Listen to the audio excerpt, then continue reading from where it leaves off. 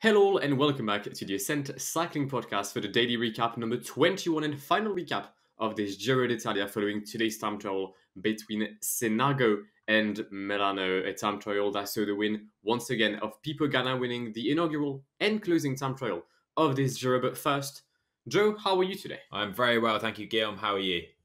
I'm absolutely ecstatic. And why is that? Well, it's the final day of the Giro. We've had a great race. I've had a great evening. We're wearing some stupendous shirts. Has to be mentioned. The shirt shake today is unreal, right? We've got Joe with the Italian reversed collars, and me just with, an unreal shirt. My natural flow. Just an unreal shirt on your end. And we've got the shades because we've had once again an unbelievable race, and it just too much brightness in that stage. There certainly was. And that was coming mainly from Pippo Ganna in his White World Champions jersey. He was absolutely motoring along, seemingly cruising to the stage win, but just 2k from the line, a back wheel puncture, and he had to change his bike, cost him probably upwards of 15-20 seconds, do you think, Guillaume, in the end? So he took the lead at that point, but he still had the likes of Cavagna and Affini to come. So it was a tense, I think, finish for Ganna to this Giro d'Italia. It was, but I think it would not have been relatable with this Giro to have a time trial without a single issue. We've had, Filippo Ganna having a puncture, but we had your pick for the day, Rémi Cavagna, on his way to taking his first win on the Grand Tour, on this Giro, and then he crashed. Oh, I was getting excited. I felt terrible for Ganna. He obviously was the strongest here today. Your pick to win. Your pick to crown yourself as the prediction game champion. I had to go for a differential. I had to go for Rémi. And he looked to be flying into that final kilometre, but he was just going too fast for his own good. And I think he forgot that corner was there. He had no chance of making that corner. It's not like he slightly missed his line. He just went straight on. You did. He just remember there was a left bend, but then there's another corner, and he just didn't take it. He loses sadly this time trial, therefore makes you lose the predictions, meaning that it's going to be a 4-1 resounding win from us after today's double points finish, obviously. But if we take a look at the rest of the top 5 today, or the top 10, sorry, in third place, we had Eduardo Affini, who you had picked for third. Matteo Sobrero in fourth position. We have to talk about him because he was on his way to getting his first ever Grand Tour podium. And in that same couple of corners as Rémi Cavagna, probably the corner just after, he got massively blocked by the FDJ team car and loses on the podium for 2 seconds. For 1 second. So he will be kicking himself for that. And he's also actually kicked the FDJ car for that. Fifth place, João Almeida. We'll take a look at what it means for the GC. And then running up the top 10, we've got Max Walscheid, Alberto Bettiol, Jan Tratnik, Yanni Moscon, and Ilio Kaiser in P10. Yeah, really surprising to see him in the top 10, but nice to see as well. But yeah, let's bring it back to the podium places. Like you said, Cavagna, 12 seconds behind Ganna. We have Affini, 13 seconds behind. Matteo Sobrero, 14 seconds behind. Misses out on the podium. Misses out in second place by 2 seconds as well. And I think the FDJ team car have a lot to say right now, because if you take a look at it, he is massively impeded by that team car heading into the final corner. He was mad at the time. He signaled to them, sprinted to the line. And, this is a big result for Sobrero at his home Grand Tour. I think just his second Grand Tour that he has started in his entire career. 24 years old. And for him to claim a podium position here would have been a massive result for him. He's still put in a brilliant performance here. But I am gutted for the guy, and I really think this is just not on, really, from FDJ.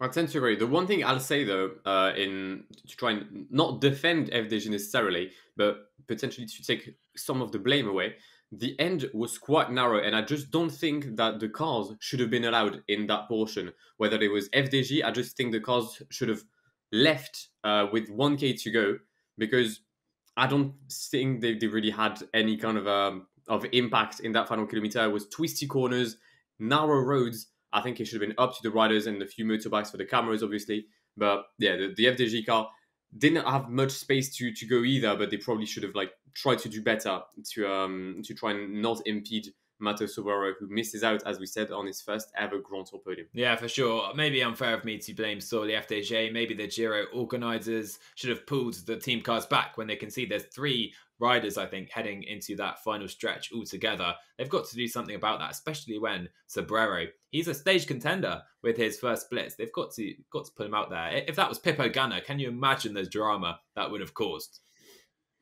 I think the car would not have been able to leave Italy. No, they'd be stuck in Milan, and bad things would have happened to that car for sure. But anyway, moving on from that sour note for Sobrero and Astana Premier Tech, the GC was decided today, Guillaume, and yeah, there's not really too much movement in the top 10, especially at the top end of it. Of course, Egan Bernal has held on to win his first Giro d'Italia. 1 minute and 29 seconds is his gap in the end to Damiano Caruso, who, again, what a 3-week race Damiano Caruso has had. Simon Yates, I think he was on his holidays a little bit today. He'd finished mentally, I think, already. He drops the 4 minutes 15 back, but does finish third on the podium. And then, Guillaume, further back, we did have some big movement, I think, in the top 10. We did. We've got Vlasov, who manages to maintain his P4. Then P5, we have a tie between 2 riders. A tie after more than 86 hours and over 3,000 kilometers of racing is rather spectacular. But we've got Dan Martinez, who edges Joao Almeida for P5, meaning that we'll have 2 riders from Ineos, 2 Colombians from the top 5. Joao Almeida is in 6th position, I believe 7 minutes 24 as well, behind Egan Bernal. P7, Romain Bardet, who loses 2 positions today. And then P8, probably like a bit of a disappointment today in Hugh Carthy, if I'm being honest. I expected him to at least be able to get Romain Bardet. And then no changes for 9th and 10th, respectively, with Tobias Foss and Daniel Martin. Yeah, for sure. I think Bardet can be very happy with that time trial today. He was 31st on the time trial. Definitely lost or limited his losses compared to how I thought he would ride. And he finished ahead of Hugh Carthy as well on the time trial. Like I say, Carthy probably would have expected or hoped to gain that place from Bardet. But Bardet, I think he can be really happy with this race overall. But looking at Joao Almeida, he misses out on the top 5 place, 3,500 kilometers, and to be on the same time in the top 10 is just absurd. But Almeida, it's been a race of ups and downs, really, a race of 2 halves, really, for him. He was nowhere in the first week, pretty anonymous, tied to Remco in the second week, losing time with him. And then the third week, he's absolutely exploded into one of the best riders in the race. Where do you think, Guillaume, Joao Almeida would have finished if 1, he didn't lose the time, the 4 minutes in stage 4 to Sestola, and if he then wasn't tied to Remco as well? With ifs and maybes, you can basically rewrite an entire story. But if he hadn't lost those 4 minutes on Sestola, I think he could have aimed for a podium position, probably Simon Yates' position. I don't think he would have been able to get Bernal. I don't think he would have been able to get Caruso because, as I'd mentioned yesterday, Almeida has been able to get back into those top 10 positions, to get back into the mix for top 5 actually, because he was far down in the GC. He was allowed to go on breakaways. I don't think he would have been able to get onto the breakaways had he not lost that time in Sestola, had he not been here to help Remco Evenepoel. So I do think that Joao was strong, but I don't think he was strong enough to win it. And if I'm being honest, I think if we were to rewrite this story, I would only have taken the time he had lost helping Remco. I think the 4 minutes he lost on Sestola were not a team plan. That was not because he had to help someone. That was just purely his legs. And if we're basing ourselves on pure leg statement, I don't think Joao had the legs to defeat Egan Bernal on this journey. Yeah, very fair, very fair. I certainly don't think he'd have challenged Bernal or Caruso, but I think maybe third with Yates he'd have been there or thereabouts for that position. Almeida was 4th last year, 6th this year, but I think out of the guys who missed out on a top 5, he can definitely take the most promise from this race. He had that one terrible day in the rain where he seems to struggle as well in the rainy conditions. But, he's shown again that he is a 3-week racer. And, with his time trialing ability combined with his mountain climbing ability, which he has really shown well, I think the best we've seen from him when the road goes uphill in the final week of this Giro this year. That, Grand Tour, he's a real protagonist in the future. Anyhow, guys, that'll round out our final daily recap of the Giro d'Italia. We hope you've enjoyed coming along for the ride with us. We've certainly enjoyed producing the podcast here at the Ascent Cycling Podcast, and we will have at least 2 or 3 more podcasts based around the Giro, reviewing the race, taking a look at some of our favourite worst moments as well, etc. So definitely make sure you're subscribed, followed to see all of that. Definitely drop a like as well. Good reviews always help us out massively, so that is more than appreciated. Also, you can follow us over on Twitter at Ascent Psych Pod if you want to stay updated. Guillaume, do you have a final word for the final time at this Giro? I have final words. I wanted to thank you for the support on this Giro and on our adventure for 3 weeks. And it's been a pleasure doing this with you, Joe. It's been a pleasure doing this for all of you watching or listening.